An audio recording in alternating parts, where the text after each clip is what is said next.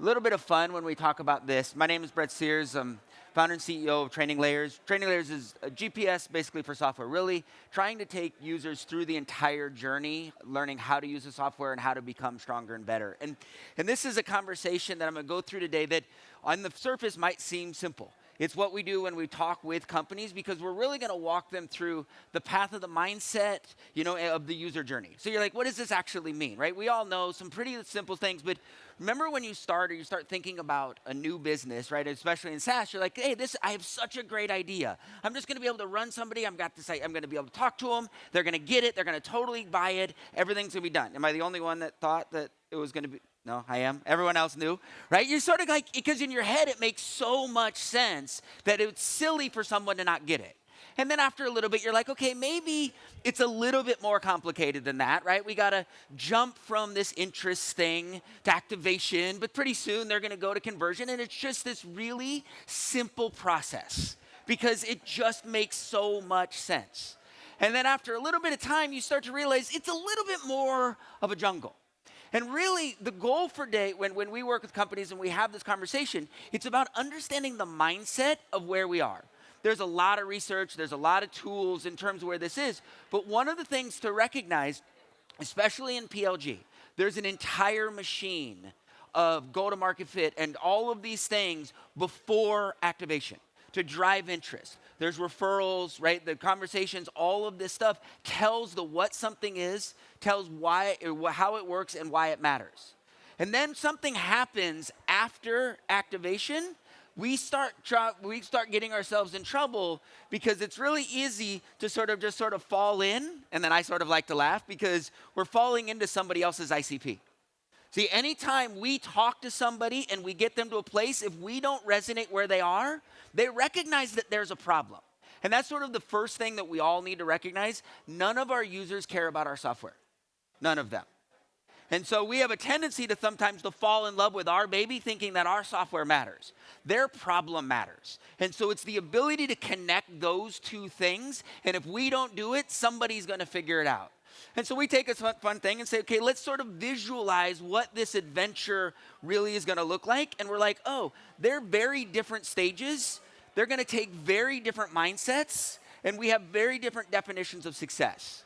And so when we start thinking about, right, everyone talks about onboarding, they talk about conversion. And so and you know where things are, but you got to start asking yourself, how do I move from interest to activation? What's actually going on? And really the reality is somebody's moving from hope to possibility. See, they had a problem. All of us do this when we need to get a new software. What do? We have a problem. Someone says, here's a good thing. And we show up hoping it solves it because the stuff we're doing is not working. We're frustrated. We need to get it done. Then all of a sudden we hear this story and activation leads to the concept of possibility. I think this could help me. Why does this matter? When you're building for your software, a lot of times what people want to do is they want to get people to be fully dependent on day one. It's not how the mind works. It's not what happens. There's an emotional state moving from hope to possibility. So when you start thinking about inside your software and someone's in activation, I always ask this and it's uncomfortable for people. I'm like, okay, so what is your company's aha? What is your feature aha? And what is your software aha? Because they're different. And can your team point exactly where your users recognize a cool thing? Where they're like, oh my God, that's awesome. Or that's cool. What is that word? What is that trigger where there's a sense of delight where they're like, these people get me. Because that's how we introduce possibility. From that, it changes though, because it goes from this could work to conversion, which is probability. Now, here's what's really interesting, right? There's all this stuff says 21 days to make a habit. All the data science says it takes 66 days of consistent behavior to create a habit. But most trials are 14 days. What does that mean? That means that we're not trying to get them to know this is going to work because it's actually not enough time. What we're trying to do is to get them to think that it's possible to work, that the probability from possibility to probability starts to kick in. They start to imagine, man, this could give us some value. Not just it'll work, but it'll start to work for me. And so when you look at what are the supports that you have in place, moving somebody from trial to convert, from activation, and then activation to conversion, do you have methodologies in your systems that are like, here's how we're talking directly to this group, and here's the goals that we've got. Here's how we're starting to increase the belief. Does your team know exactly the difference between ahas? Because ahas are great. But you know that feeling when you're like, oh, I get it. I actually know how this is going to help me. That's a very different emotional state than, oh, that's cool. They're both valuable, and they play very different roles. So when you go look at your software, ask yourself, do you know where your aha moments are? And do you know where your people, where the users have to recognize that they can do it? Because if you can, great, drive them to it. Ask yourself, how are we driving them to it?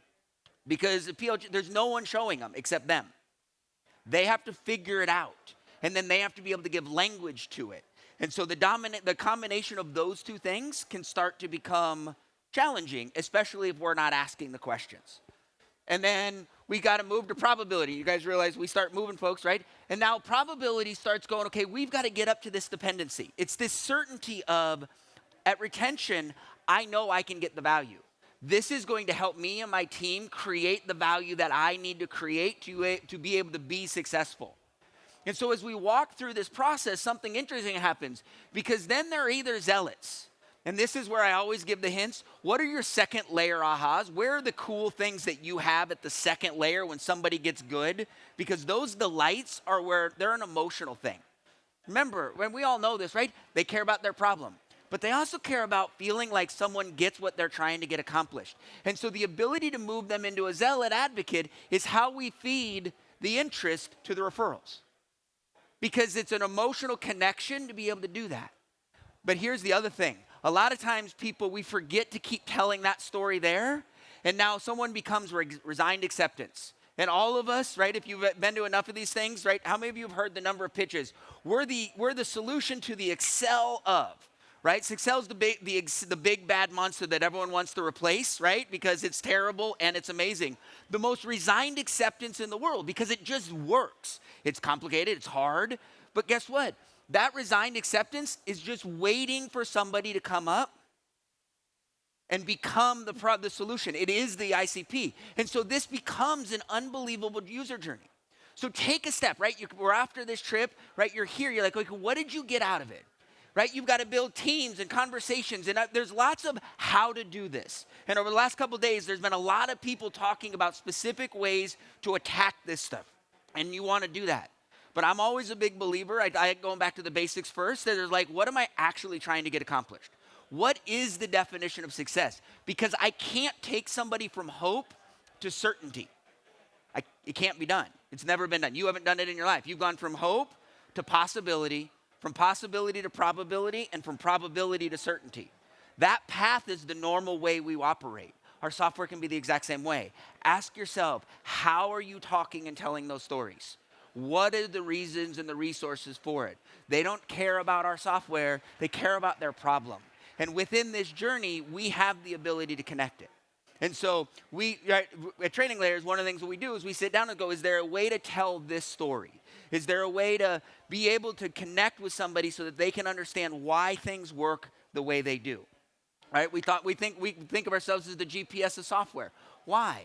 Right? How many of you have been driving and your GPS goes off and it says, get off the highway now? And you're like, what are you talking about? I don't need to get off the highway. But if it says, get off the highway because there's an accident, how important is that why in your ability to make those decisions? See, that context changes everything. And so when your users are sitting in front of their software and they're looking at a white dashboard and they're trying to figure out what that's for, that is an emotional space that we have to figure out how to solve for. And so this user journey, right, as we go through this, so I always ask when I go through this, right, there's usually people in the room that are like, wow, I never really thought about this before. I don't really think about how that is. Well, it's worth taking a moment to think about it, right? There's folks I've talked with, and they're like, serious, man, I'm just trying to get this thing going. I don't have time. We're just building features, man. I don't have time to make sure the users understand how this works. Like, I want to take just a half a second because I hear that often. I want to say this again. There are lots of people that are like, we don't have time to figure out how the user needs this. And they say it, right? Also remember, feature ahas, they don't care about feature ahas, they care about theirs. Right? And so how do we do this? We're onboarding with tours and checklists. Those are phenomenal because they're guides, but there's something more you might want to examine. And if you're doing this, keep it up because most aren't. Because we want to go into features, we want to go into functions, and we really need to connect and make sure that we can tell a story all the way through. So thank you guys for taking the time. We're training leaders. We're excited. We're at R7 if you want to come spend some time. But really, it's about helping everybody navigate this story and making sure that we keep the why in the story, that people understand why what you're doing matters, because that's what's going to drive them to the emotional side. Thank you, guys.